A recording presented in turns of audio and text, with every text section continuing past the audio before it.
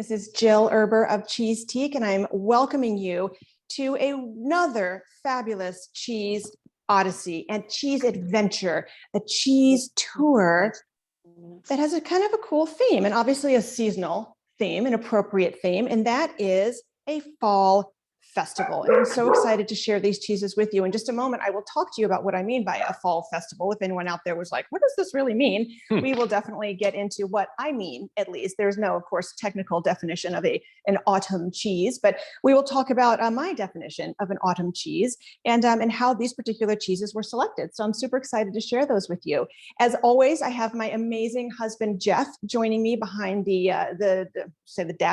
laptop that is our dashboard. It is a dash top, so. I guess so. So he does all of our driving. I think he can see you. I cannot see you guys and I can't hear you, but Jeff sees all and knows all. And he is the one that's going to be sharing your chat questions with me. So if you've already oriented yourselves with the chat, awesome. If you haven't, just take a moment to figure out where the chat is and learn how to send questions in, because it's a really fun way to get your questions and comments to me and Jeff, but also it becomes this wonderful little community of chatting amongst all of the attendees of the class. So it ends up being a really, really fun feature. There's also a smaller person sitting to Jeff's right, and that is my beautiful, fabulous daughter, Liberty, who has been doing these classes with us since their inception back a year ago, May, so about a year and a half now.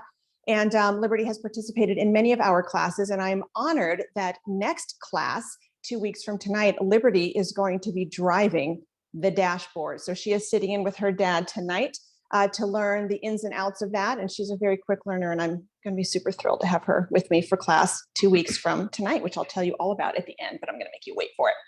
So shall we go ahead and get into our shout outs? We don't have any tonight. I was going to say.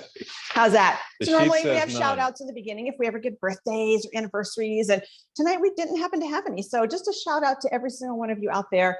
Thank you for being here. Thank you for joining us. And a shout out to these amazing cheeses and to my wonderful husband and daughter sitting to my right. So that's it for the shout outs. We will talk about how the flow of the class is going to work. So whether you have been to 50 of these or if this is your first one, let's just walk through what we're going to experience. So the first step, because, you know, everything is more fun with wine, we're going to start by talking just a few moments about the wine. We're not going to get too low level because we want to have plenty of time for our cheeses tonight. So we're going to talk some about the wine, what makes it so special and unique. And of course, we're going to taste it. We are then going to launch into our 5 beautifully selected cheeses that will pair wonderfully with the wine. And again, Jeff will interrupt me periodically to share your questions and comments with me. So keep them coming through the chat for sure. So we are going to just do a quick shout out and wish please. either Jean or Bobby a happy 59th birthday next week. Jean and Bobby, either or, happy 59th. Wouldn't it be amazing if it was both of their 59th birthdays next week? Both next week, yeah, that would be happy amazing. birthday, Jean and or Bobby. Love you guys. Thank you for being here all the time. Ian of Rachel and Ian, his 30th birthday. Happy birthday, Ian. Happy birthday to you. Happy birthday to you. Happy birthday to Ian. Happy birthday to you, my friend. Jean wanted you to know it's Bobby's birthday. It's Bobby's birthday. Happy birthday to you, Bobby. Can I sing for Bobby? Happy birthday to you. Happy birthday to you. Happy birthday to you, Bobby. Happy birthday to you. Okay. All right. Tell us about Wonderful. This 91. Super excited about this wine, y'all. So this is a beautiful wine from the Beaujolais region of France. And for those of you who are going, wait, Beaujolais, isn't that wine that tastes kind of like grape juice, comes out every November? And to that, I would say, don't be mean about the Beaujolais Nouveau. There's a place and a time for Beaujolais Nouveau, which is a wonderful wine made from 100% Gamay. Gamay is the name of the grape. And Beaujolais is the region where this particular wine is made, but it's also the region where a wine called Beaujolais Nouveau is made, nouveau meaning new. And those are the Beaujolais wines that are released fresh from the vineyard. They're pressed immediately. They're fermented super quickly. So they tend to be fresh and juicy and kind of flirty. They're bottled right away and they're sent out to market so that basically the harvest is happening in, call it September, October, and you're drinking these wines 3rd week in November.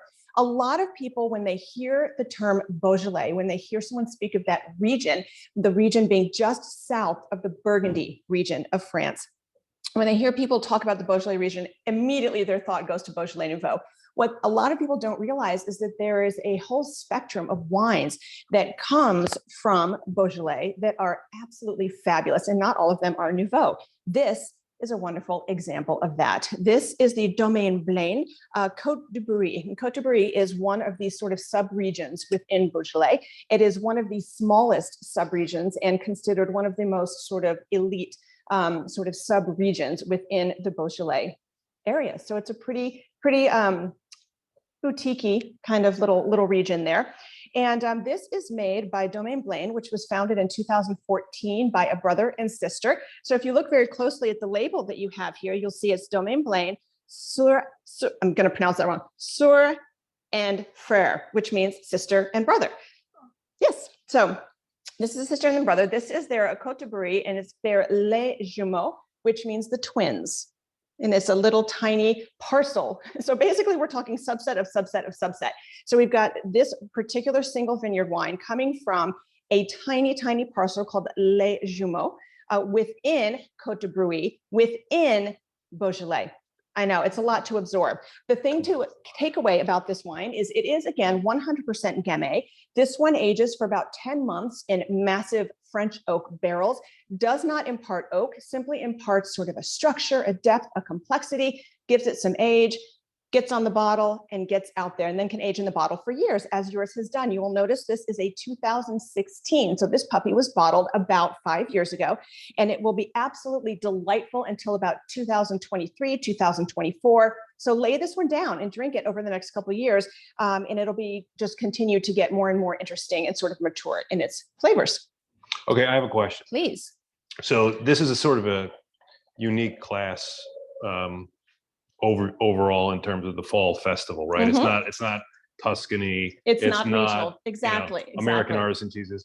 Anyways, given that it's this sort of just unique fall festival class, why did you choose this particular wine? It's a great question. So Gamay is the grape Gamay is famous. What? I'm laughing that you said to me, that's a great question. That is a great question. It's a great question. Was it somebody's question? No. I just think it's funny that you were kind of flattering It's a great question, and you deserve flattery. You're fantastic. Okay, so the reason that I chose this particular wine is Gamay is famous for having very high acidity and not super high tannins. As a red wine, this means that it is one of the ideal red wines to be paired with everything from fish to steak. So it literally can run the whole gamut. This is why you tend to see Gamay being featured on Thanksgiving tables, because there are so many different dishes being served on the typical Thanksgiving table that you want a wine. Not everyone, I guess I should say, some people will want very precise pairings, and they'll say, oh, this is a certain course and I want this wine with this course. With Thanksgiving, typically the food is all, on the table at one time, and it's much easier and more fun and relaxing if you have a couple of wines that can go with everything. And Gamay is famous for that. Again, high acidity, so it's going to cut through the richness of whatever you're pairing it with. It's going to help to brighten those flavors, highlight those flavors, bring out the subtle nuances of those flavors. But the fact that it doesn't have super high tannins means it's not going to overwhelm. It's not going to clog your palate with sort of competitive flavors and textures. So that's why you tend to see Gamay paired with Thanksgiving dinner. It just literally goes with everything. And so this is why it is part of our autumn fare. Beautiful. Does that make sense? It does. Okay. Oh, just made a nice. So we're going to go ahead and let's take a little sniff of our Gamay here. Oh, so right away, super, super bright. It's almost like I can smell the acidity coming off of this wine. It smells tangy and fabulous. Sort of a bright cherry. I get a little bit of like a little bit of a tea aroma coming off of this, almost like an herbally tea. Oh, it smells really, really nice. Let's go ahead and take a taste.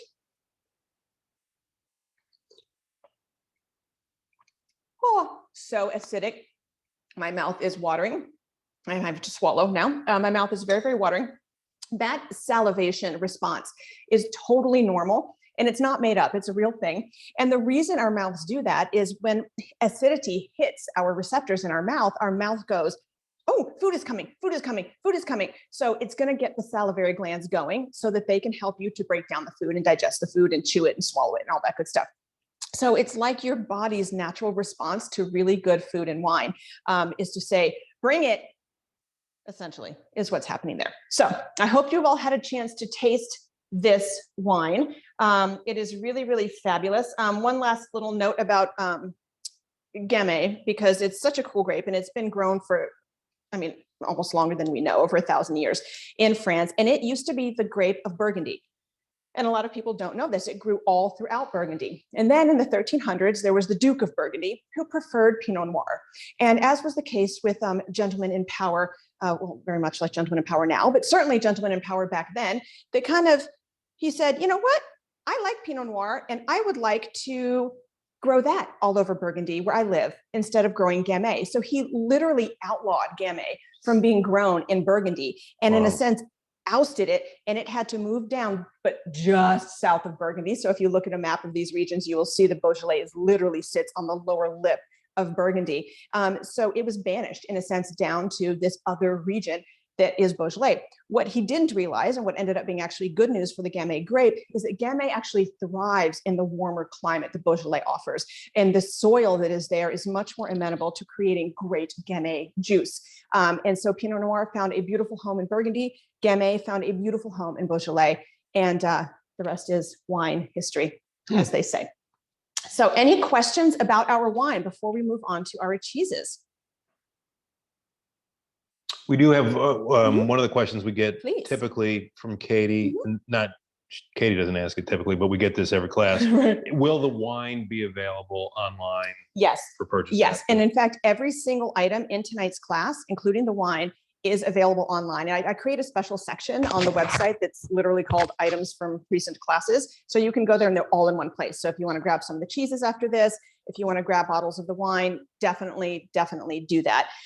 So this wine is very, very special and it's really delightful. And just as I spoke earlier about its ability to pair with a variety of different dishes on your table, that's also one of the reasons that it's present to be paired with all of these cheeses. As you'll see, we have everything from a very gooey, creamy cheese to a very delicious, delectable truffle cheese to a semi-firm washed rind cheese, super aged Gouda, all the way to a blue and almost cheddar style combo in our Huntsman. So when I say we're running the gamut in the world of cheese, we are running the gamut, and it is hard to find one wine that pairs sublimely with all of these. Your closest bet is something in the style of this Côte de Brie. So Gamay runs the gamut. Gamay runs the gamut. Cool. Yes, it does. Any other questions before we proceed with our first cheese? Okay, another Katie has a question about the pumpkin butter. Yes, Chef Natasha's pumpkin butter. Okay, that's what she was asking. Who was it homemade? It is. Chef Natasha made this pumpkin butter, and I wish I had one of those big straws that they give you with boba, because I would like to put it in this container and just drink this entire container of pumpkin butter with a straw. That's how good it is. It is here to be paired with each and every one of these cheeses. Do not hold back. It will be absolutely fabulous with all of them. Any other questions? No question. Okay, well, let me tell you a little bit about our theme before we taste our first cheese, just so you kind of get like what is the point of this fall festival. So autumn is typically, it's one of the most exciting times to be tasting cheeses. And the reason for that is that so many cheeses are aged for several months, anywhere from, call it, 6 weeks to a few months, which means they are made from milk that is collected in summertime, which is the most flavorful milk. It's when the animals are grazing on the lush pastures and eating all the wild garlic and the wild flowers and the grasses and all that wonderful stuff. So you tend to get the most flavorful milk in the summertime. And when you make cheese from it, and then you eat that cheese a couple months later, you end up with the most flavorful and beautiful cheeses. So it's just a really fun cheese appreciation season. But we can take it a step further. And this is sort of when I said my definition of a fall cheese or an autumnal cheese is something that feels cozy to me. It can have seasonal ingredients like our pumpkin seed cheese here in the center. It tends to move from sort of the lighter, fresher styles of cheeses to a slightly more aged, a little bit more decadent, creamy, a little bit more rich, and a little bit more aged and robust in the cheeses. So that's how I associate fall cheeses. It's almost like they're a little more snuggy than cheeses that you might want to eat when it's really hot outside. And then lastly, it's an aesthetic thing. So, the autumn and winter, they're all about celebrating family and celebrating friends. And honestly, no better year than this to be doing that with all of the gusto that you have. So when we are celebrating, we are doing lots of entertaining with cheeses. And it's great to have cheeses that when you put them out reflect the season. So we have our beautiful naturally colored cotton boo here with its gorgeous orange paste. We have a cheese with truffles in it. Again, the pumpkin seeds. We've got the orange, gorgeous blend of the Huntsman with its Stilton and the double Gloucester. So all of these cheeses feel kind of in that palette, frankly, that color palette of autumn. And so when you're arranging a platter like this, it makes just for a beautiful thing for the eye to behold. Even our crackers here are colored and flavored, I should say, with turmeric. So it gives them this gorgeous kind of golden orangey color, and put it all together and you end up with just an embodiment of the autumn, an embodiment of the beautiful holiday seasons that are about to be embarked upon. So that is what I meant by a fall festival. And frankly, we're just going to be eating some really awesome cheeses. So there. Any other questions before we proceed with our first cheese? That's Super awesome. Excited. The pumpkin butter, is that available for purchase? No. Oh. Natasha. Oh, she's not here. Okay. I'll tell Natasha that we have to make the pumpkin butter available. It's really good, right? Like, she always surprises me. I will be honest. Like I say, like, hey, okay, how about we do like a pumpkin thing? And, oh, how about we do pumpkin butter? Oh, that sounds fabulous. And she makes this amazing thing, and then I eat it, and it's like the best of whatever it is that I've ever had, frankly. So this is no exception. This pumpkin butter. So I'll see if we can't tub some of this goodie up and have that online. Or maybe as well. get her to put write the recipe down and pass it out. Mm-hmm. Yeah. Libby's like, I don't know about that. All right. Any other questions? No. Okay, so let's get started with our first cheese. This is a super, super special cheese. When I say this is a super teeny tiny artisan made, handmade cheese, the name of the company is actually Boxcar Handmade Cheese. It's the name of the cheesemaker. So this is telling you right away, it is a handmade cheese. This is coming to us from North Carolina. Just north of Durham, a little bit south of Virginia's border, in fact. So it's kind of northern North Carolina. And this is a company that was founded by a brother and a sister. Again, it's sort of funny, and I didn't even do that on purpose, thinking of the wine being by the brother and sister that were founded. But this cheese is also founded by a brother and sister. Jeff, do you want to put up our graphic of our second picture here so that you can see Sam and Austin, the brother and sister who founded Boxcar, and you can see, a photograph of the beautiful, beautiful cheese. So Cotton Boo is the name of the cheese, and it is modeled after one of their sort of trademark cheeses called Cotton Seed. They just changed the name because it's seasonal, Cotton Boo. So it's modeled after Cotton Seed, which is a blend of cow's milk and goat's milk, both pasteurized. It has a beautiful, soft ripened, what we refer to as a bloomy rind on the outside. But just beneath that bloomy rind, if you look closely at your piece of cheese, you will see the telltale gray color of the ash layer. So that is actually vegetable ash. It is 100% edible, as is the rind. So please eat the rind on this cheese. So the cheese is coated first in that vegetable ash, then coated in the mold rind, so that as it grows, it's sort of like some of the gray sort of peeks through the beautiful bloomy rind, and it creates sort of a mysterious, I would call it creepy. It's like not creepy at all. It's one of the jolliest, most adorable pillow-like cheeses in the world. And in fact, I'm going to show you what it looks like. Yes? Packaged? So this is what Cotton Boo looks like when we get it. It weighs about a pound, so everyone can see, and it's wrapped in this beautiful sort of cheese paper. It's got the adorable little label on the top, which is actually a cow with a witch hat on. Can y'all see that if I hold it up like that? It's super cute. Good. All right, so when we unwrap the Cotton Boo, and I love the small production of this. This paper is actually held together with Scotch tape. You can like picture them there, like Scotch taping this paper together. So it reveals within the absolutely stunning color of this cheese on the outside. It is like smoky and a little bit gray, but it's got the beautiful white velvety rind. And I've already cut this cheese in half right before class because I wanted to open it up and show, oh boy. Is it already running? Cheese pull, watch this. Can you see this? Okay, ready? Go, go, go. Look at that. Slow, slow. Oh. Good pace, good pace. I mean, really? I just want to do that all day long. So this is the interior of Cotton Boo. It is the most sort of gooey, creamy. It's got a gorgeous, what we call a cream line. So if you've never heard that term cream line, It's the part of the cheese that is closest to the rind. So what to understand about a bloomy rinded cheese like this, or a soft ripened cheese, is that this rind is alive, literally alive. It is a mold colony living on the outside of this cheese. And it tends to break down the cheese from the outside in and helps create this super dreamy, creamy, gooey texture on the inside. What happens though is the cheese that's closest to that rind is going to start to be kind of broken down first, and it creates what's called a cream line. So it's a little bit gooier around the edge, around the outside of the cheese, closest to the rind. But then as you look at the interior of the cheese, you will see that it's a little bit more firm, a little bit more cohesive, and a little bit more almost, I don't want to say chalky, but it definitely has a little bit more body to it in the center. What this creates is a multi-textured experience, which is absolutely intentional and absolutely divine. So what you end up with is the chewy little tooth of the rind with the flavor that that brings, the super creamy silkiness of that cream line, and then you get this wonderful little bit of more firm response with the center part of the cheese, which is absolutely fantastic. So Dave Webecki wants to know if the color is natural, and I assume he doesn't mean natural like it just happened to look that way. Correct. The color is not naturally occurring. They do add a natural food coloring to make it this color, and it is a coloring called annatto seed. And it's the same thing that is often used in cheddar cheeses to make them orange. It's used in our beautiful double Gloucester to give it its orange color. It's used if you ever buy, I don't know, peach yogurt, and it has that lovely sort of orangey, peachy color to it. That's annatto seed. It's one of the most commonly used natural colorants in the world, and it comes from a seed, so it's totally natural and not sort of a chemical coloring, but it can impart just the most beautiful, vibrant color to cheeses. So should we go ahead and take a taste of our beautiful cotton boo here?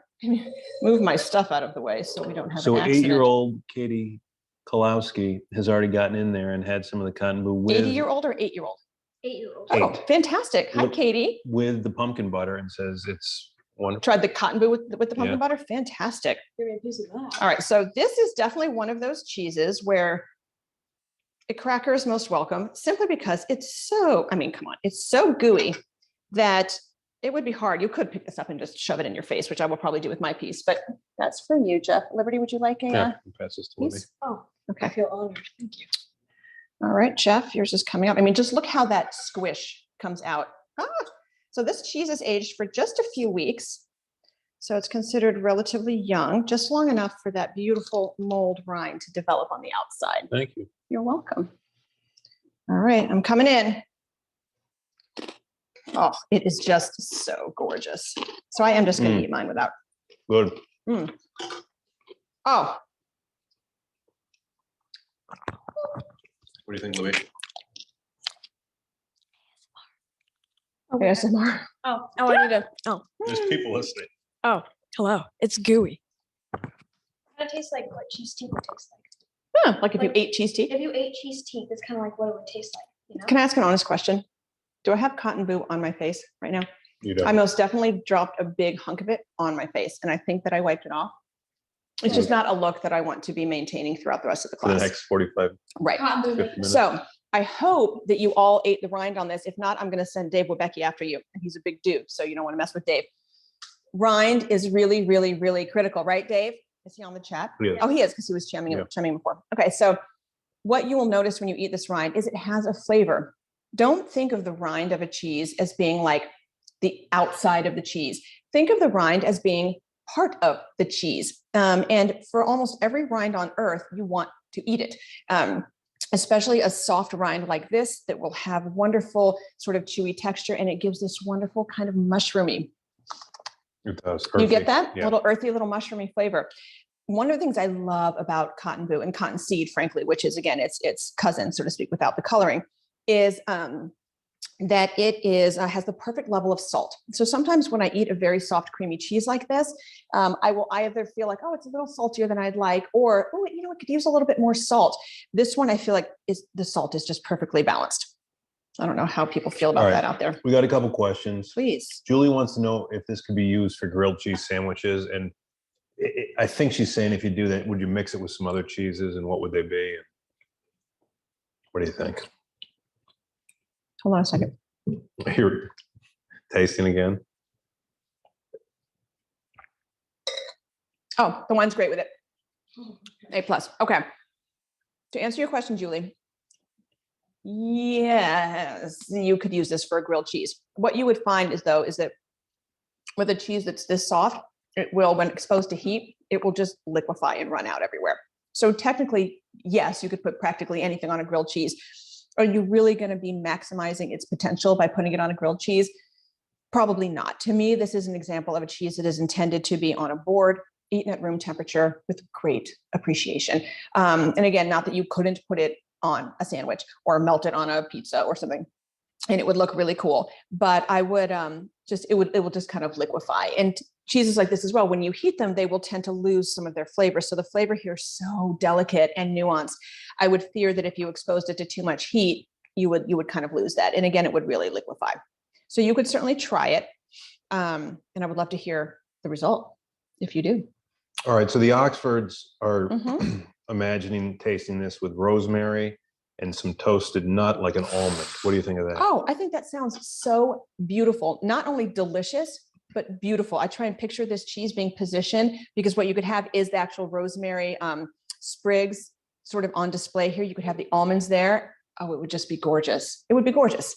Yes, it would be wonderful. And the fall mushroom festival. Fall festival, Festivus Maximus. So the rosemary would really complement, I think, the mushroomy kind of earthy notes in this as well. It would be fabulous. And the rosemary with this wine, forget it. So good. Yeah. So good. And this wine was excellent with the, oh, you already said that. I did, but I'm very happy that it's this good with it. Any other questions so far? Before we move on to our cheese numero dos. Questions or comments? Okay. My knife is coated in cotton boo and I feel very bad wiping it all over. Oh, well. Oh boy. We got some truffles again. Love it. Got some I know, right? Did we have truffles 2 weeks ago? I feel like we had truffles in Italy, too. right? Oh, we had the Boschetto al Tartufo from Tuscany. Nothing wrong with too much truffle. No, ma'am. There's no such thing as too much. There's truffle. no such thing as My too much words truffle. don't come out. All right, so we're going to move on to cheese number 2. So this is a cheese called Definois with truffles. Now, Definois comes in a variety of different flavors or versions. And the plain Definois, the Definois that has no added flavorings in it, is the most popular cheese that we carry at Cheesetique. It's the #1 seller and has been for years. It's so many years, I can't even count. So people are particularly in love with Definois. Then you add some truffles to it and it's like, please, it just takes it to a whole nother level of excellence. Definois is from France, and it is from near Lyon, France, a little teeny tiny village near Lyon. And this one is, again, just like our cotton boo, this is what we call a soft ripened cheese, a bloomy rinded cheese. So I'm going to go ahead and pick this up, although it's so soft. Don't do it yet, because I just put the picture up. Oh, sure. No, that's fine. So Yeah. you can see how super gooey Wow. the cheese is in that photograph. Mine is doing the exact same thing here. And in fact, I'm trying to separate it and I can't. So I'm just going to sadly break my piece in half and pick it up. But you can see this gorgeous, tender, bloomy rind on the outside. Again, 100% edible. Please do not skip this rind. Do not be the person that like hollows out the little spirit of the cheese from the inside of the rind and leaves the rind sitting there. Don't do that. So what you will notice here is, yet again, we have the existence of that beautiful cream line, which is the very silky, more gooey part along the rind. And then we have a little bit more of a cohesive texture in the center here. So we're achieving that same textural combo that is so, so, so delicious. And then this has black Paragord truffles, which are French black truffles peppered within it, which just makes it beautiful. What I love about the Definois with truffle is sometimes when you eat something that's truffly, it's like a truffle explosion. And again, I don't mind that because I love truffles, but I also want to taste the other things that are going on with the cheese or the food product. So what I love about the Definois with truffles is it's beautifully balanced truffle. So it's not so overwhelming that it's like all you can taste is the truffle. And it has the most delightful, delectable texture. I'm trying to pick this up to give you guys a piece, and she's a sticky one, people. She's beautiful. She's gorgeous, I know. Here, I'm gonna pass that. So Dave Webecki has now Yes. gone beyond just eating the rind, and he eats the paper because it's. I've been known so to lick the paper myself. I will be completely honest with you right now. I have been known because sometimes, I unwrap these cheeses for the class, and sometimes I'm sure you guys had this at home as well. Sometimes they're quite like sticky and they're sticking to the paper, and I will just lick that right off. There's no shame in that. Waste not, want not, as they say. All right, I'm gonna have, look at this perfectly massive piece that I'm just gonna eat myself because it's like it wanted me to have it. Indeed. Mm, mm, mm, mm, mm, mm, mm, mm, mm. How is that texture? Like, It's excellent. velvet. Mm. And again, the truffle, perfect, subtle. Oh, I love it. Taste it with the wine.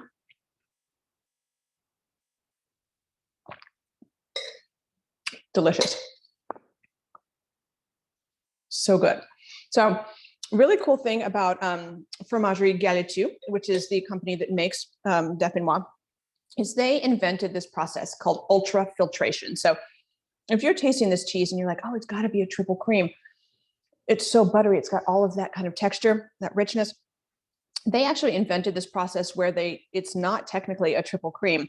It's not even technically a double cream. It's just sort of a regular, it would be like a regular brie would be. I think it's just about 60% butter fat. But they use this thing, again, called ultrafiltration, where they are able to so ideally disperse the fat globules throughout the cheese while also draining the water away. So it, in a sense, almost accelerates the aging process and makes the cheese, I guess, present as a much more rich and decadent cheese than it really is. Now, still a lot of fat going on here, but this is not an over-the-top triple cream cheese. And a lot of people will taste Definois and they will be like, oh my gosh, this is so sinful. I never should. No, it's really not. It's just like a trick, a delicious, delicious trick. Love it. So that technology process can't be that old, right? It's got to involve pretty modern equipment. Yep. Yeah. It's pretty awesome. No, it's neat. Pretty awesome thing. So all the Definois cheeses taste like that. They do a blue. They have the truffle one. They've got with pepper. They've got some with fresh herbs and garlic. They do a number of different ones. But again, the most straightforward, the plain Definois is the #1 cheese at Cheesetique and always has been. So Definois is not a cheese type. It's a name of a cheese. Made by a particular creamery or. Yep, made by one creamery. Oh, wow. I did not realize that. Yeah, it's not like using the word brie. That's what I thought it was. No, so brie is a classification of a style of cheese. It's sort of like saying blue cheese, for instance. But Definois is one specific name cheese made by a specific producer. All right. So the Stracciatellini, it's almost like it's a Hungarian name. I can't pronounce it though. They say Definois, FTW capital. Is that like for the win? What does FTW mean? I think it means, I don't know. LOL. LMAO. Okay. BRB. Oh, Libby has a question. Yes, Sorry. Liberty. So does that mean like one creamery just makes That is correct. Definois? One producer makes this cheese, but also the ones that have the pepper in it, but they're all Definois. So there's no other creamery that makes No, nope, it belongs to them. This recipe belongs to them. they like, that's all they do, just make that. Oh yes, but they make lots of it and lots of people eat it all over the world. So they do quite well. Yeah, it's pretty awesome. All right, what other questions do we have? Oh, so this comes from a little town called Pelussin in France, which is in south central France, just south of Lyon, just to give you some context. Winner. Rose where? Ellen says, winner, Definois dinner. Oh yeah, for sure. I mean, nobody tastes this cheese and says, oh, I don't like that.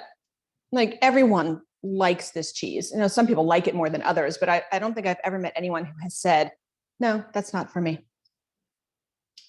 So it is winner. So Bobby and Jean say, what would be a close match to this? I guess meaning another cheese. Yeah, Bobby and Jean, this is a great question. So what would be a close match if you wanted something like Definois? So any sort of light whipped textured triple cream. So something like Délice de Bourgogne, Délice d'Argental would do it. Something called Brillat Savarin, which is a really great triple cream from France as well. So you want the triple creams that are a little bit more kind of whipped in the texture. So if you have something like a Belle Etoile, which is a cheese we have at Cheesetique, which is very popular, it's delicious, but it has a bit more of a dense texture, albeit a triple cream. but it doesn't have this kind of dreamy, whippy thing going on that's like cheese icing. So yes, something in that, if you did again a Brie Savarin, or a Delice de Bourgogne would be a wonderful alternative to this.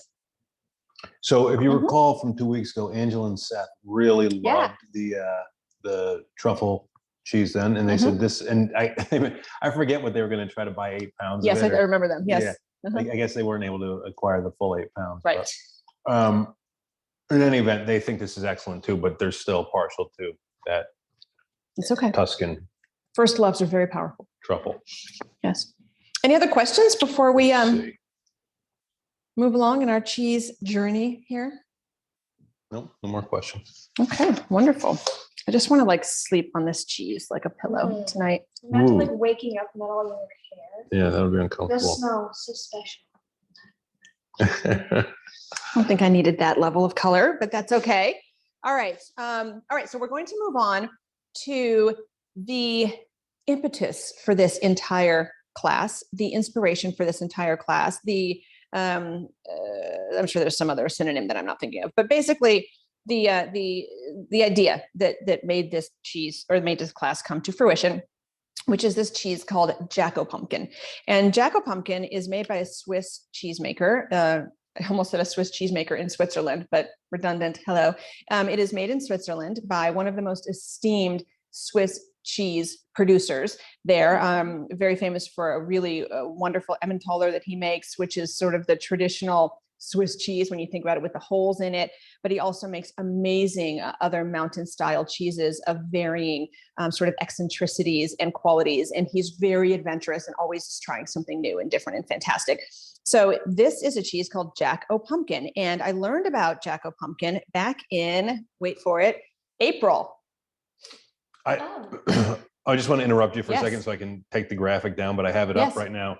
And I didn't realize this until you look very closely at the half wheel, and in the middle, there is a little pumpkin, and there's some other gourds in the picture too that they have on their label. So pretty neat. Yeah, it's beautiful. Sorry. It's a beautiful I just wanted cheese. to be able to take this down. So no, that's fine. Can see you. So learned about this cheese. I had never heard of it. I learned about it back in April. And the way it works is you basically say, yes, I will commit to carrying this cheese, and I will commit to a certain quantity of this cheese. Make it for me.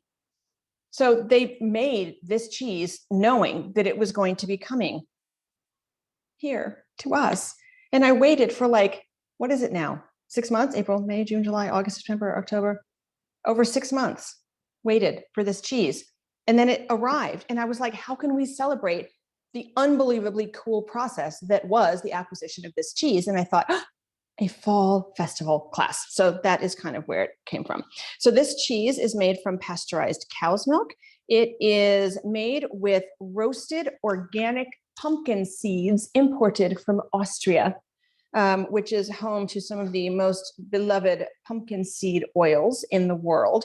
And it's a huge part of their culinary culture in Austria to incorporate pumpkin seeds and pumpkin seed oil into practically everything. I'm certain they put it on their cereal. It's on the table, like in America, you go into a diner and there's ketchup.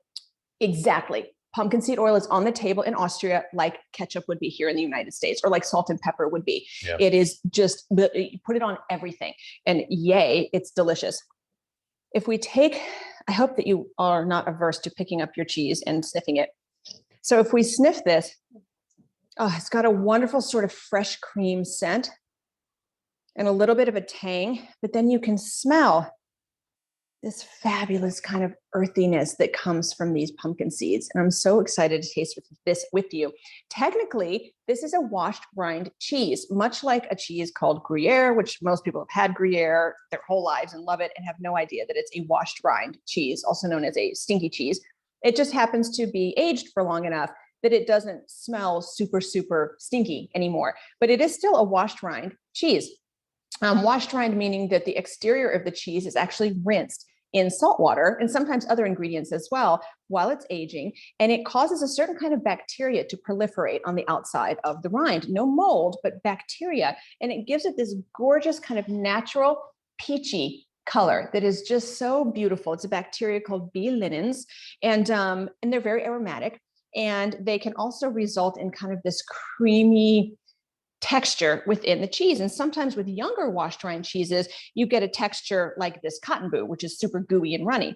But with cheeses that are aged for longer, the result of this washing of the rind is that the interior is this wonderful pudding-like kind of dense, but very compact paste, which is just, you almost can't replicate it with another style of cheese. So this is Jack O' Pumpkin.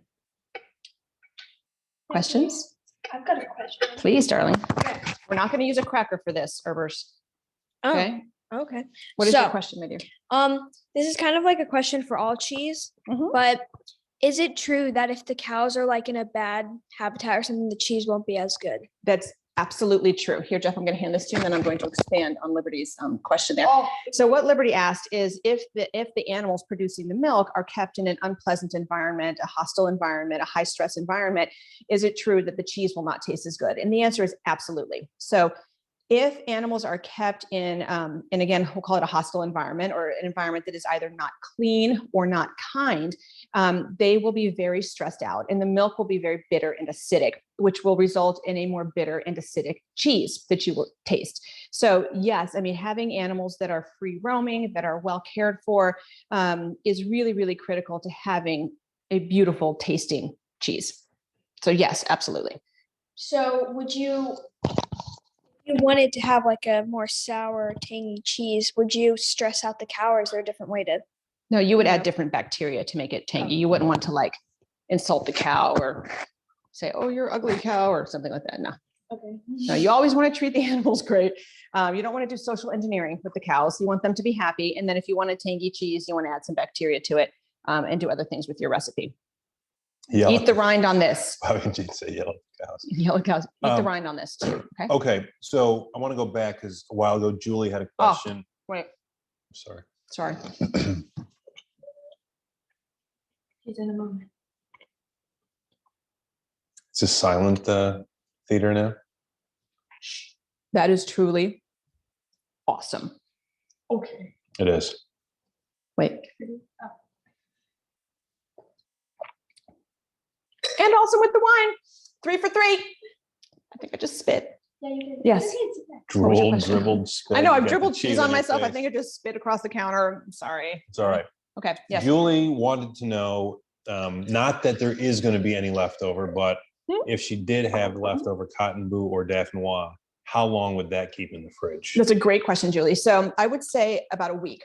It'll keep just fine. Eat it as soon as you can, because what you don't want to do is sort of bring the cheese to room temperature and let it sit and then refrigerate it and then bring it to room temperature and put it back in the refrigerator. It's best to eat it in one sitting. I do realize this is a lot of cheese for anyone to consume. So you absolutely, or not absolutely, but a lot of you will have leftovers at the end of this class.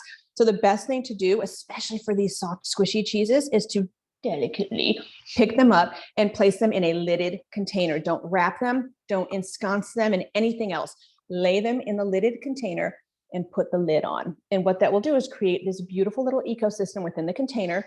It will keep the cheese from drying out in the cold, dry refrigerator, but it will also keep it from getting sort of claggy and icky being wrapped in plastic or something similar. So just inside a Tupperware container or a glass container with a lid on top.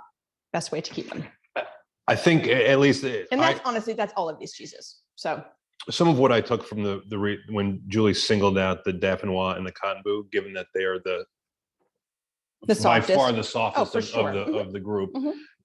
Is it different for the soft cheeses versus the hard cheeses in terms of how long they keep, or? No. And in fact, what I would say is a lot of people tend to assume that, oh, a cheese is a hard aged cheese. I can keep that like forever in my fridge. Like, I think we've probably all been guilty of having, the block of Parmesan that we put in our veggie bin and it sits there for, I guess we don't, but most people will keep the block of Parmesan in their fridge for a very long time. And just whenever they're having pasta, they'll be like, but even hard aged cheeses like that will suffer from the refrigerator. They will just become more dried out and practically flavorless. So you want to treat all of your cheeses with the same level of care when we're keeping them.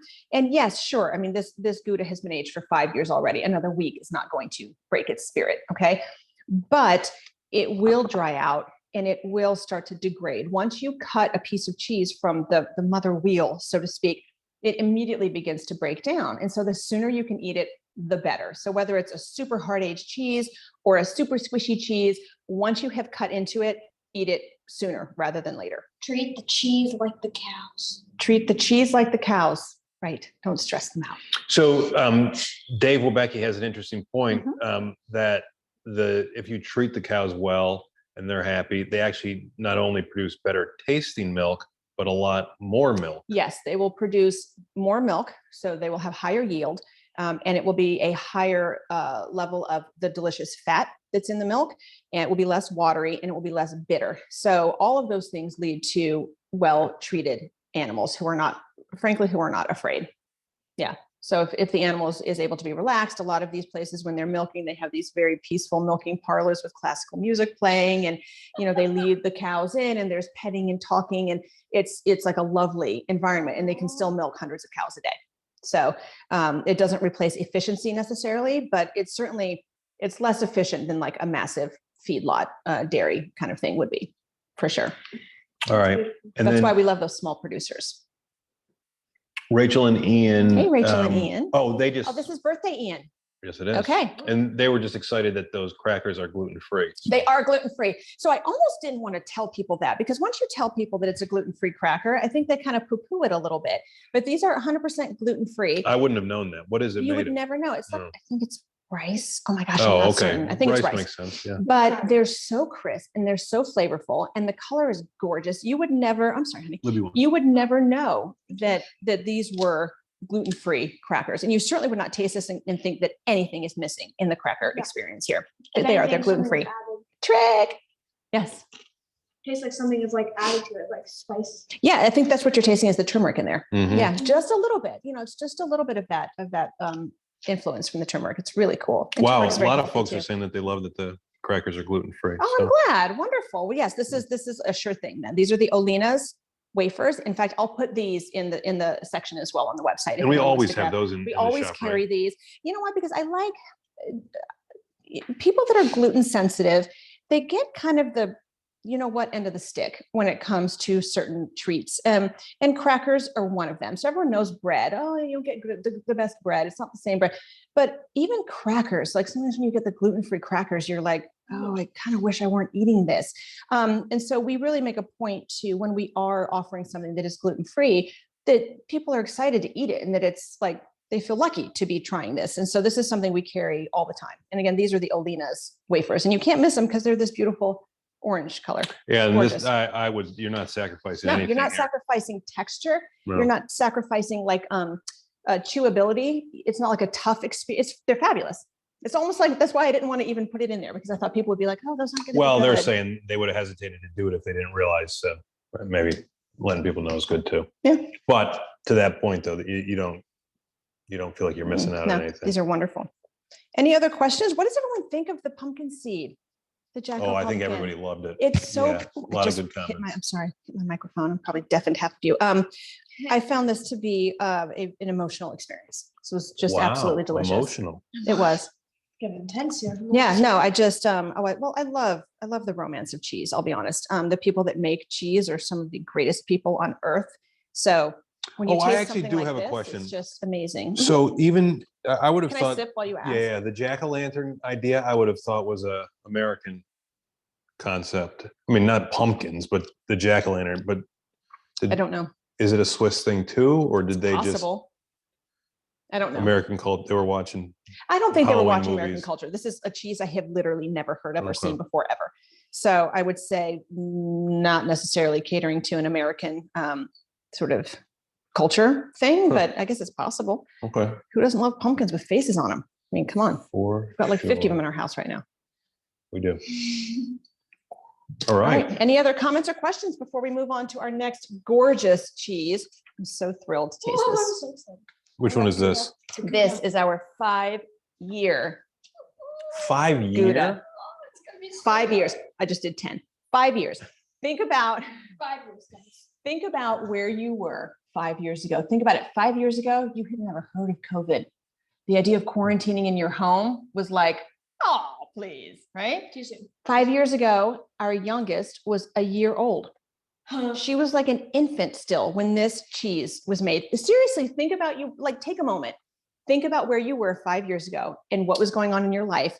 And that is when the cows that made this cheese were being milked to make this cheese. It's staggering when you think about it. That's how old this cheese is. This is the Articas 60-month. Sounds even more impressive when you describe it as 60 months. 60 months, doesn't yeah. it? It's a 60-month Gouda from the Netherlands, from Holland in the Netherlands. And it is 100% pasteurized cow's milk and one of the, if not the oldest Gouda we've ever carried at Cheesetique. And we brought it in just for this class. And I'm so just honored and excited. And what are to these have Dutch it. lads doing in this picture here? So what you're saying, the Dutch lads, that is the famous Gouda. So the way to actually pronounce this instead of Gouda is Gouda. But typically if you went to someone and say, oh, do you have any Gouda? They would be like, I'm sorry, what? So in America, we pronounce this Gouda, but in Holland, they pronounce it Gouda. And this is the famous Gouda market in Holland, where the farmers who have made their cheeses and aged their cheeses for some period of time, they come essentially to market in the town. And it's where all of the cheese, what would they be called? The buyers, but like the reps for the cheese retailers and stuff will be there, and they will be like judging the Gouda, like which one looks better. They'll be doing tests on them. They'll be weighing them, knocking on them, taking little samples. And this is where the magic happens of who is acquiring the wheels of Gouda. So it's like the Tokyo fish market, but it's like for cheese. It's like the original, it's like the Amsterdam tulip market. It's the same kind of concept. Gouda is that embedded in the culture. So that I'm going to actually, let me take this. That would be awesome to see this. I have a list. I have been amassing a list of cheese destinations that we are going to visit. And one of them is the Gouda market. Okay. And so that type of process and interaction, that couldn't happen here in America, right? Somebody would say that's not clean or something. Oh yeah. They'd like have the cheeses laying out on the ground and like they're sitting there all day, probably for days. And even though these cheeses could literally sit at room temperature for years and not have a problem. But yeah, in America, they would frown upon that. But there it's like, you know, they're all coated in wax. It's not like the inside of the cheese is laying on the ground. But it is an age old, and they have a whole language of clapping at the Gouda market, where the number of claps, like how they greet one another. It's a super, super, super cool and historical thing. And so that's why I wanted to include that so that we could understand a little bit of the culture. Awesome. There, and how ingrained Gouda is in the Dutch culture. I wish I could pronounce this name. Strassedlidny. Oh, this is the same. It's as old as his car loan or her car loan. Yeah, that's funny. Yeah. I like that. So this is an example, y'all, of a rind not to eat. So you'll see this rind is coated in wax. We never want to eat wax. And you will also see that the edge, even of the cheese itself, is so very hard. You would have a difficult time even like chewing them and chewing this. So this is a rind that you would want to carve around and skip. All right, this is awesome. One of the few. Most rinds you want to eat. So Brenda Miller is enjoying this from Michigan. Brenda! Her daughter Michigan! sent it to her. That's yes, awesome. Victoria. Yeah. I'm so happy you received your package, and I hope everything came in beautiful condition. But yes, this is we're shipping the packages now all over the country. You'd be amazed where people are attending this class. Truffant. I don't know how to pronounce it. Maybe you could tell us. Truffant? Truffant? Truffalo? I don't know. Truffalo. But it's in Michigan. So we have people from California and Florida and Arkansas and Georgia and Colorado, you name it. True font. So one of the coolest things is now we're starting to see where people will attend the class themselves locally, like they'll pick up their kit, but then they'll ship one to family or friends and they do the class together. Oh, super awesome. All right, I'm passing y'all your pieces. Libby is going to be in heaven. Everybody's loving the little crystal bits. Yeah, this is Libby's favorite style of cheese. I might say mine too. Oh, aged. So good. Is it so good, honey? Mm-hmm. All right, here I go. I like. It's solid and then breaks apart. I wish I had a mic and I could just drop it, but I don't. Oh, I do. No, it would be a little anticlimactic if I dropped this little mic, though. How good is that cheese? Can I ask a kind of strange question about Baby Bell? You know those little. Yes. Yeah. So this cheese, it's like a big wheel, right? And it's got the wax, and then like it's been aging there for, as you said, 5 years. But how did they get Baby Bell into the wax? And it's obviously like not aged, and they just dip it. They take these don't go in the wax until they're ready to go to market. So sometimes there's like maybe a thin layer of wax, and then they'll do a thicker layer of wax when they're going to transport it. Okay, so it's like a cheese that's just sitting there, and then they stick it in Yeah, wax. so like for Baby Bell, it's a little soft, relatively fresh cheese, and they have a little machine that dips it in hot wax. And it doesn't like melt the cheese. No, it's a special kind of cheese wax. So if you've ever wondered about, it's not candle wax. It's like a softer, almost like a paraffin wax. And it's a wax that you don't have to get super, super hot to make it very soft and liquidy. So you can dip cheese in it and not have it melt your cheese. Obviously, that would be bad everywhere. So that's how they dip the cheeses in wax. And again, this would be an example of like, you don't want to eat that. So how delicious is this? Yeah. Ooh, chewy. It's got those wonderful tyrosine crystals. If anyone out there is like, what is that crunchiness? Those are called tyrosine crystals. And it's actually for a hard aged cheese, it happens that the proteins will actually crystallize and calcify and cling together in these little crystal villages within the cheese. And you can actually see them if you pick up your piece and look at it. You can see those little, they almost look like polka dots on the cheese. Those are the hunks of tyrosine crystals. And it's the hallmark of a really well done aged cheese. And they're flavorless. They're not salt crystals or sugar crystals. They're flavorless, but they give it this wonderful crunch that is just the greatest textural experience. If you eat hunks of Parmigiano Reggiano, you'll notice it also has those tyrosine crystals. A lot of aged cheddars will have the tyrosine crystals. It's fabulous. Fabulous. Tastes like fabulous. butterscotch. So chewy. This would be a wonderful alternative, FYI, for grating on top of hot foods. So grating this on your pasta. When we make pasta with like a sage butter sauce, we will often grate this or something similar to this on top of the pasta instead of the Parmigiano Reggiano, because it gives a little bit of sweetness, a little bit of butterscotchiness. It's really, really fantastic. So think of this when you're thinking of alternatives for grating on top of pastas and things, or other dishes that you might grate a cheese on top of. The Oxfords get a cognac flavor. Yes, for sure. So there's like it's a deep, almost like a brown liquor flavor. So it's like a deep, like a cognac is a perfect descriptor. Butterscotchy, scotch. A lot of people will say it reminds them of drinking scotch. And in fact, scotch paired with these cheeses is fabulous. So yes, it for sure has those notes to it. It's really fantastic. Can I get another hunk of the Gouda? Mm-hmm. How about this one? Oh, it's beautiful. Oh, it's falling apart. Nice. Gold. And again, these are cheeses, this one is particularly, it's so hard aged. It's kind of brittle, right? So it's going to break apart, and don't sweat it. If you're getting a cheese like this and you're putting it on a board and it's breaking up some, just embrace that. In fact, you can just take this and break it with your hands into chunks that people can pick up. Don't be hung up on the fact that like, oh, it needs to be this perfect wedge when it's sitting on a platter. We ready for our next cheese? Any questions so far? No, but Gene and Bobby have liked a few of these cheeses with tomato soup. Seems like they like tomato soup. Oh, what a fabulous idea. Yes, this would be it wonderful. was an earlier one too that they said, but this one. Well, I think the pumpkin seed one would be fantastic with tomato soup. Yeah. So good. And for someone who asked earlier, I can't remember who it was that was asking, could you do the cotton boo as a grilled cheese? This pumpkin seed, the Jacko pumpkin, awesome, awesome, awesome melting cheese. So this is like the key. If you want to make a grilled cheese with this, mac and cheese, if you want to just grate it on top of something and put it under the broiler and get it, it'll be great because it melts beautifully, but it also will maintain that beautiful flavor instead of all that flavor washing out under the heat. We've got a question from Gene and Bobby. Yes. They're wondering if you can buy the Jill Erber cheese cruise tickets. No, that was Catherine Baker. Oh no, I'm sorry. The cruise, Wait. what? Catherine Baker. The Jill Erber cruise tickets? They want a Jill Erber cheese cruise. Oh, you and me both. I want a Jill Erber cheese cruise. We got to make that happen. I seriously, I want to plan a thing where I hit all of these destinations, these like cheese destinations, and you can make a whole life It seems out of like it. a few of them would be like right all on the Danube River here, right? Possible. All right. A couple of them. Are we ready to move on to our final cheese? Speaking about cheese destinations, I'm going to tell you a great story in a minute about this cheese. So this is a cheese called Huntsman, and Huntsman is made in Leicestershire, England, which is like smack dab dead center in the middle of England.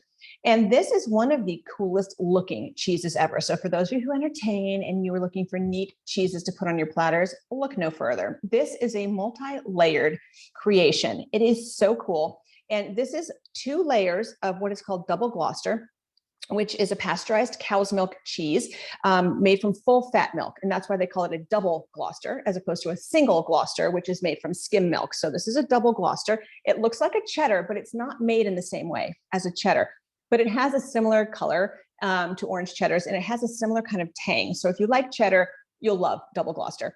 But then in the center is this gorgeous disc of blue Stilton, which is one of the most famous blue cheeses in the entire world. This is made by Long Clausen, which is a cooperative, and it has been around for over 100 years making cheeses in England. And it's really, really awesome. The tanginess of the double Gloucester just so beautifully complements kind of the salty earthiness of the Stilton. It's killer. Love it. I'm going to cut some pieces of this. So this comes from, again, Leicestershire, which is right near Gloucester, which is why the cheese is called double Gloucester. And it's also made from a specific, very, very close to being extinct cow called the Old Gloucester cow. So double Gloucester can only be made, so the orange cheese here can only be made from the milk of Old Gloucester cows. So one thing that has kept them from extinction is the fact that this cheese is made from their milk. So. What do you mean? It's the one thing that's kept them from extinction. Otherwise, they'd have no distinct purpose, and they would probably just not be bred anymore. Oh. Not like people are out hunting them, but I was wondering, is it like that? Chewy.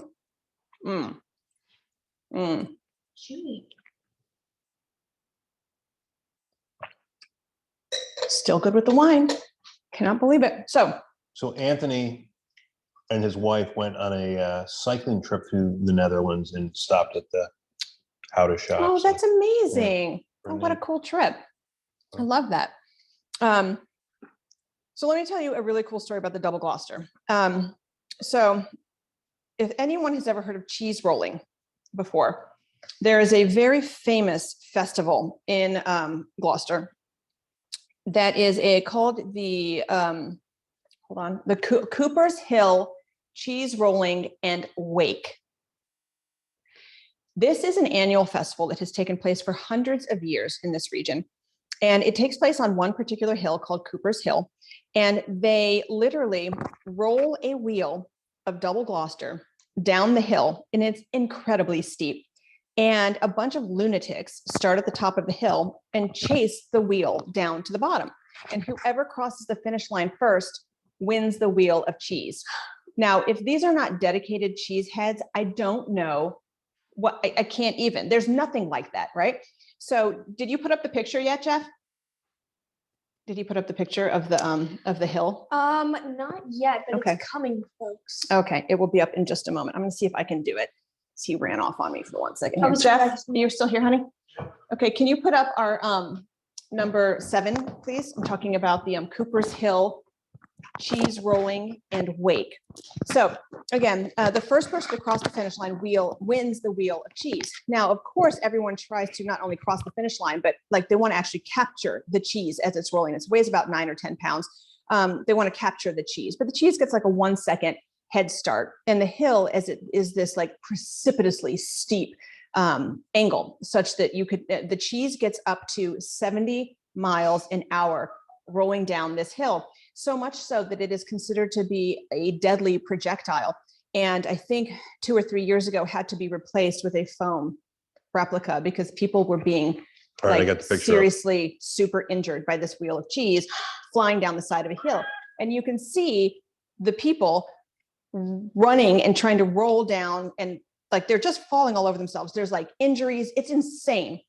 They have a dedicated like ambulance force that shows up. But they really replace, that'd be like replacing the bowls in Pamplona with well, that's around the corner, I'm sure. Something else. Yeah, I don't know. So anyway, it's crazy. It's a crazy festival. This one guy has a cape on. Yes. Oh, there's people that come in costume, and it's insane. Awesome. And there's different heats. So there's like, it's broken into like age brackets, and then there's like gender brackets, and it is absolutely one of the coolest food related festivals in the world. Second, maybe only to the one in Spain, I think, where they throw tomatoes at each other. Oh, that's pretty cool too. Yeah. Right. So we have to go to that. Isn't there an oranges thing? Yeah. Or am I confusing Yes, them? there's also an orange thing. Yes. So I sort of feel like those aren't particularly cheese related, but I might have to put those on my route. Food related. Maybe we could route. close off a part of Russell Road where it's hilly one day, and We could, oh my gosh, Lloyd's Lane. Lloyd's Lane. Oh, we could totally, anyone who lives in my neighborhood will know there's this street called Lloyd's Lane that for some reason is in the weirdest position where it's like the hill's like this steep. it's crazy. We could do Loy's Lane and we could roll the cheese down there. Anyway, people would die if we tried that. So this is believed to be like a 600-year-old tradition, rolling this this wheel of cheese down there. Okay, this is pretty neat. So, Do you Christina, see that in the one picture? Do you see the wheel of cheese kind of bouncing down below the people? so Christina Spencer says there's a Netflix show about extreme sports, and there's a whole episode about the cheese run. I'm not surprised. It's that extreme. It's crazy. The hill is so steep that when you get up to the edge of it, I've seen a picture, never been there again because I want to go. Then when you get to the edge, you can't see the hill because it's so steep. You have to like hang over the edge to see it. That's how steep it is. And it's 200 yards. So imagine running 200 yards at an angle like this, chasing a wheel of cheese with a bunch of other crazy people.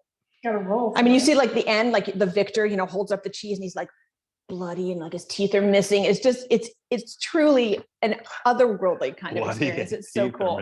How do you enjoy the cheese then? I don't know. I think they must drink a lot of beer before they do it. So, but anyway, that is the double Gloucester that gets rolled down the hill there. And then they use not that double Gloucester, but double Gloucester is used in the Huntsman, which is this, again, beautiful, I think, as far as like a holiday platter goes. It's so awesome. It's so gorgeous for sure. All right. Questions on any of our cheeses before we talk about exciting upcoming events? Well, I'm going to put the poll up. Oh, yes, the poll. Thank you for remembering. I so often forget the poll. All right, I'm launching. So the poll is, what was your favorite? Which was your favorite cheese of the class tonight? And vote. It's all about and the you voting. renamed one the Scream Cheese. I did. Did I write Scream Cheese instead? Yeah. That was just a mistake, y'all. That's supposed to be Cotton Boo. Scream Cheese is in our Friday night cheese board this week. Oh, okay. So Scream Cheese is Cotton Boo. Seriously, brain spasm. So we're using a cheese called Scream Cheese in a Friday night cheese board video this week. So number one that says Scream Cheese is actually Cotton Boo. So if you want to vote for Cotton Boo, vote for Scream Cheese. We don't have access to it. Got it? Scream Cheese is what you're voting for when you're voting for Cotton Boo. Definois with truffles, the Jacko pumpkin, the Articas 60-month or 5-year aged Gouda, and the Huntsman. So go ahead and vote for your favorite. And can I tell people while they're voting about our next class? Yeah. So our next class is 2 weeks from tonight. That is on November 11th. It is also a Thursday night. It will also be at 6 p.m. We are also shipping kits for that. So again, if you have friends or family all over the country, order the kit, have it shipped to them, and you can participate. It's super, super fun. And I won't be here. Libby's going to be. Right. And Jeff will not be here. Jeff will be out of town. So Liberty is going to be womaning the dashboard. Womaning. That's good. Womaning the dashboard for me. So it will be super fun. It will be a great family event. It also, just a heads up, it happens to be Veterans Day. So don't let that be a surprise for you when you get closer to that. It is Veterans Day. The topic of the class is cheeses. Thank you for that. Was drum roll. It's great. Oh, no, it was very powerful. Yes, the topic is cheeses and cider of Normandy, France. Oh, so Normandy is home to some of the most ancient and sort of legendary, literally legendary cheeses to ever come out of France. Cheeses like Pont l'Evêque, cheeses like Livarot, cheeses like Camembert. So we're going to have a whole smattering of cheeses from Normandy, and they don't do wine really in Normandy. And Normandy is the world center, probably, or one of the great world centers of cider. And so we are doing an artisan organic cider that is going to it's like the champagne of ciders. It's absolutely stunningly delicious and wonderful, and you will absolutely love it.